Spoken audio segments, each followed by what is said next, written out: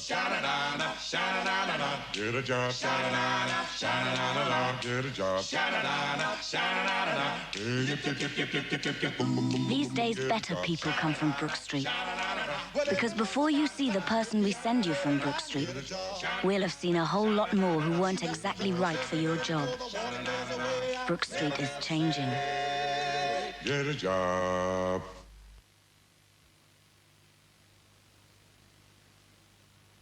I want to grow up in a place where people don't mug other people. I want to grow up where kids don't sniff glue. I want to grow up in the street where my gran can open the front door without being frightened. No one breaks in our house and steals our things. I want to grow up on an estate where the big kids don't go around smashing things up, and where my sister can walk home safely without being worried by horrible men. I want to grow up in a place... Is this too much to ask? A lot of people think it isn't. ...his car without the radio getting nicked. People are already working together to crack crime. Why not join in? Start here. This book is full of ideas to help you, the police, all of us, protect our family, our property, our community. Phone 01-200-1000 for your free copy now. Please? Please, please. Please. Crime. Together we'll crack it.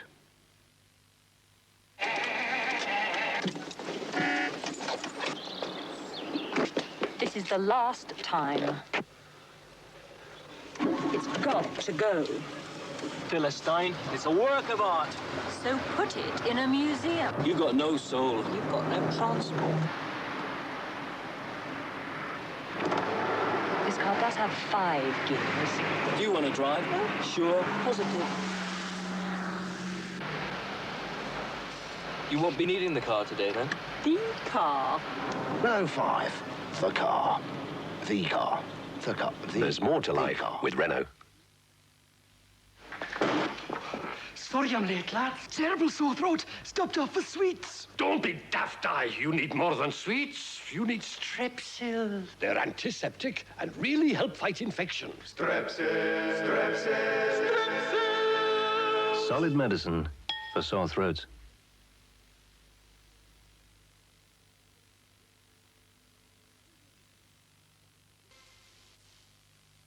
And action! Patrick, cool, happening video director. And Steve, Arsenal supporter, trading braces for berets. If Dr. Matthias finds out we're dabbling in this... We are not dabbling, Michael. We are exploring the possibility of cerebral teleportation. Director's just asked for a plate of whelks. You know what happened? Well, now I've assumed the identity of somebody else. We've got to find Patrick. The comic strip presents The Yob tonight at 10:50 on 4. Right to Reply is next tonight. In the dock this week, Channel 4's business programmes for not telling viewers enough about how the economy really works. And the Health Education Authority answers the accusation that the new government advert warning about AIDS is offensive and sexist. Studio line from L'Oreal. Design gel, sculpt, control for any shape. Fixing spray, directional. Create a style, sculpting mousse, strong hold. Be bold the way you like it. Studio line. Create your look.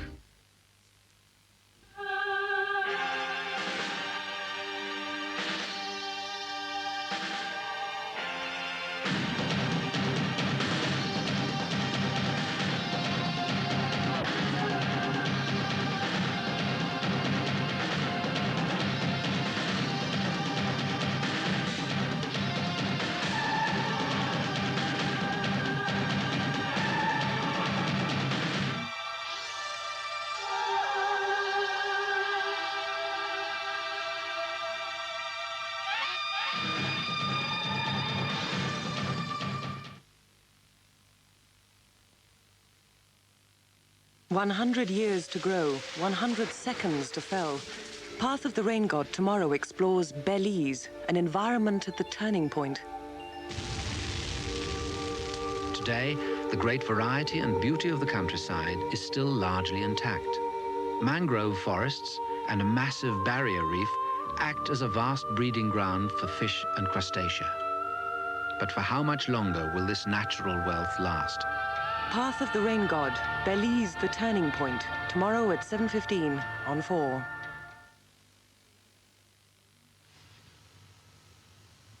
Now on 4, this week's Right to Reply.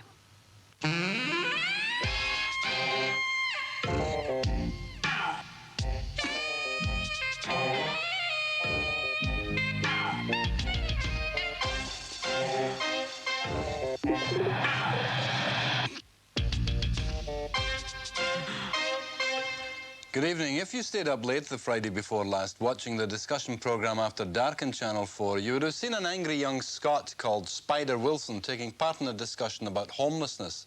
The other participants included housing experts and a Tory MP who seemed a bit disconcerted by Spider, as were a number of viewers. It's about a job. It's about pride. It's about... A job. I've got a job. It's about belonging. I've had to lower myself that far to beg people. Majority of people that pass by me, they'll take one look at me and go, oh my God, I can read their minds and go, Spider, 3 questions. Scum. Take one look at me. May I ask you 3 questions? You've got to spend it in alcohol. May I ask you 3 questions? Yes. 1, would you rather not be homeless? Definitely. Would you rather be employed?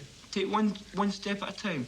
Would I rather not be homeless? Would you rather be employed? Who wants to be homeless? Exactly. But then again, being homeless is like taking drugs. It takes a step at a time, and Bill will tell you. Spider, it takes tomorrow a step morning. at a time to keep your flat. Tomorrow morning, would you like to be able to go out and get a job? No, the reason why I can't get a job head? is because when I was drinking in Manchester, when I was staying there, I walked into a car, done a double somersault. I'm waiting in hospital to get an operation in my knee. That's why I can't get a job. I've got a cut nerve in that finger there. Because a lot of young people can't get jobs, though, because they haven't got a home. Who on earth was responsible for inviting Spider onto After Dark, knowing that the chairperson would be quite incapable of successfully harnessing the views he obviously held to the good of the debate? If it was anticipated that he was to contribute effectively to the discussion, the programme makers should have ensured that the chairperson and the other members would have reacted somewhat more positively than to either patronise him or to be too scared of him to prevent his obvious bitterness from spilling into vitriol. I don't know who must have felt more insulted, the viewers, or more importantly, Spider himself. Since the housing bill and the social security changes will certainly mean even more homeless people, why jeopardise a serious discussion by choosing somebody who had such difficulty sticking to the point? I know Spider has personal problems, but I've an uneasy feeling that he was chosen at best for mischievous reasons, for some kind of disruptive input. At worst, perhaps the old trick that you choose somebody who makes it easier for the audience to blame the victim instead of the housing setup. The programme was dominated by a Scottish man who talked about his sexuality and alcoholism and made no worthwhile contribution to the discussion about homelessness. I do not blame him for this, but the producers and the chairperson, who was unbelievably weak. I would like to know why he was allowed to leave the discussion and come back with cans of beer. As one who works for shelter, I can tell you he is not typical of the young homeless people I have met. The producers of After Dark have done the homeless no favours. In fact, you must have left them in despair. Those of you who were worried about Spider should know that he's going into a detoxification unit, and other concerned viewers have offered him a job and somewhere to live. Television moves in mysterious ways. Another problem television has is how to get the message about AIDS to the young people who are most at risk. The latest campaign from the Health Education Authority has 2 similar adverts, one aimed at young men, one at young women. But according to this viewer in the studio, the second of these adverts conveys a strongly sexist message.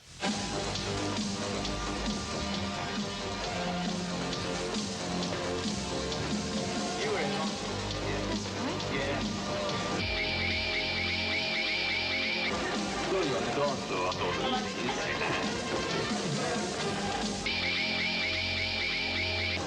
you want to go and sit there? I'm a bit hot. Yeah, fancy a drink?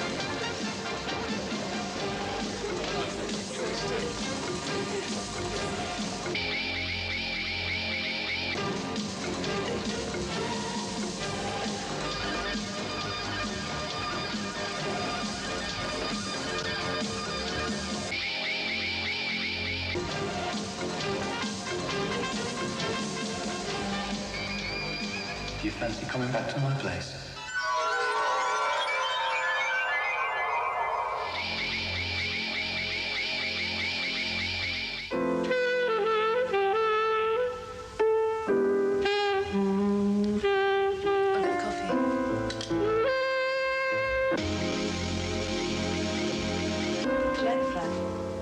Yeah, it's lovely.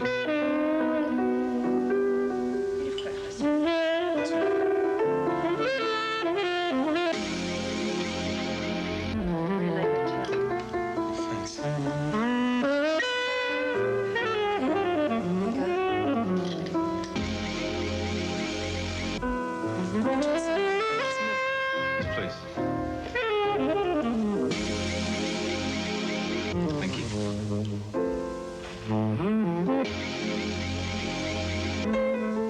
It's quite late. Will you stay?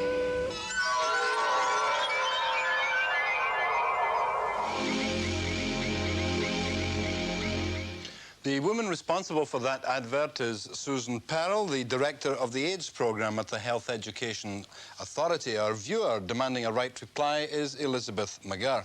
Elizabeth, would you like to tell Susan why you objected to that second ad?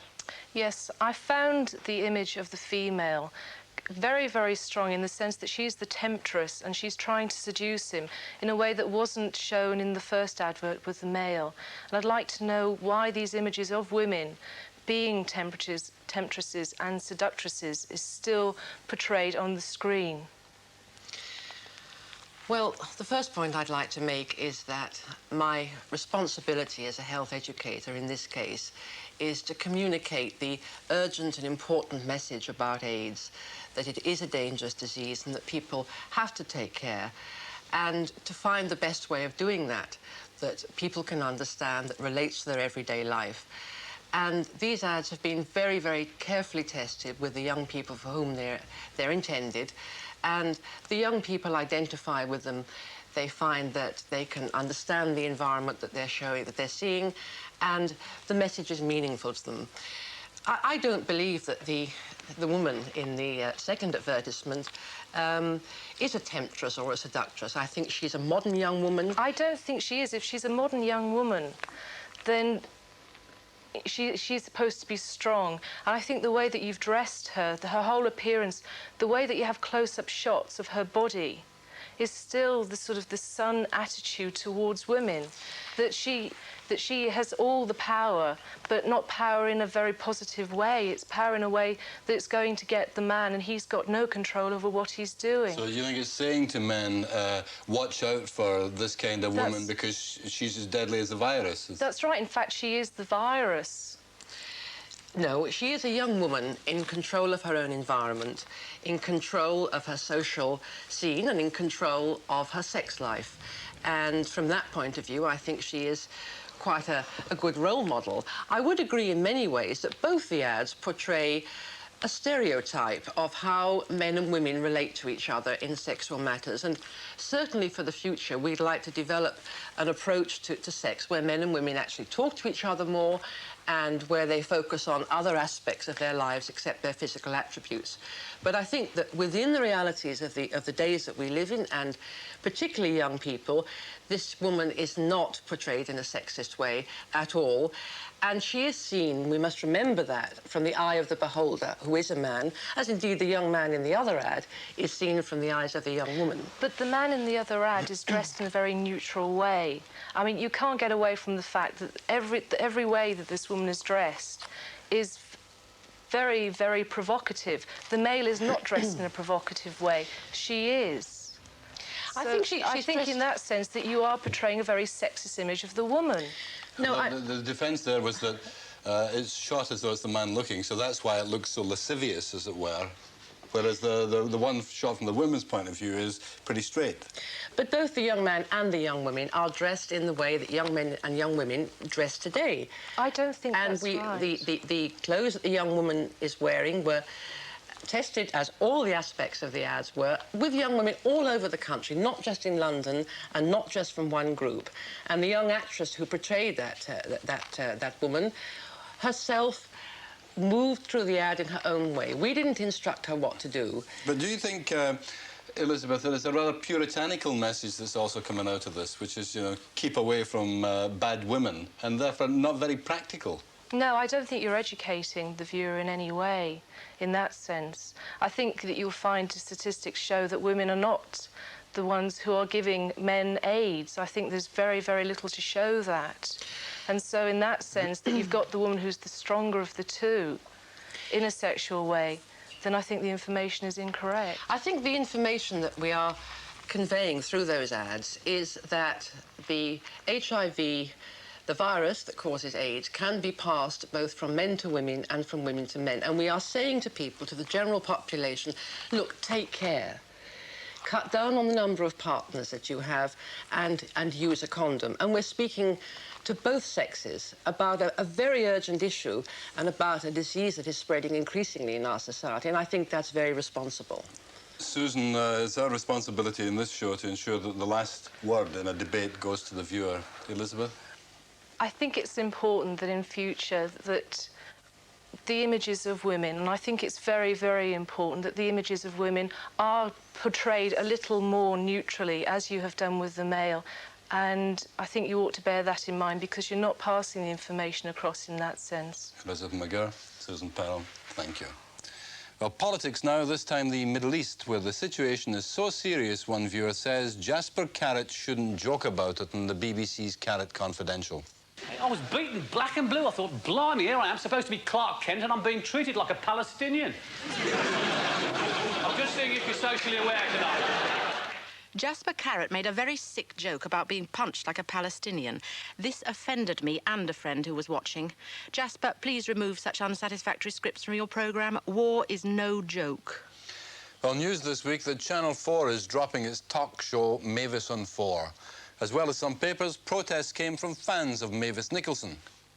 I'm quite sure I voiced my strong protest for thousands, perhaps millions of viewers who thoroughly enjoy, appreciate and find stimulating the excellent interviewing conducted by such a professional journalist. I am an addict of Mavis on 4. I have found it so informative, always refreshing and highly intelligent. Please reverse this decision. We need Mavis Nicholson on TV. In our opinion, Mavis Nicholson is the finest interviewer currently appearing on television, whether male or female. Her relaxed but firm manner brings the very best out of all of her subjects and makes her programme a joy to watch. Instead of cancelling the programme, in our opinion, Mavis on 4, if it has to give way to politicians who are just going to be playing to the gallery, should in fact be moved to a prime viewing slot. In our opinion, we get quite sufficient of politics, and to axe Mavis for this purpose would be absolutely disgraceful. Please, let us have more of Mavis, not less. Channel 4's response to those criticisms comes from Liz Forgan, the Deputy Director of Programmes. Mavis is an outstanding interviewer who is rightly held in high regard by viewers and industry professionals alike. She has been a regular contributor to Channel 4's afternoon schedules for nearly 4 years, and we will miss her sadly. But the essence of Channel 4 is change, and after 5 years on air, a new chief executive needs space for new ideas. There is no way to find it without losing some old favourites. One new expanding area on Channel 4 is the clutch of programmes about business and finance. As well as the business programme on Sundays, Channel 4 also has Business Daily, now running every day at noon, and The Sharp End focuses on the world of work. Then there's Money Spinner, back on 29th March, with a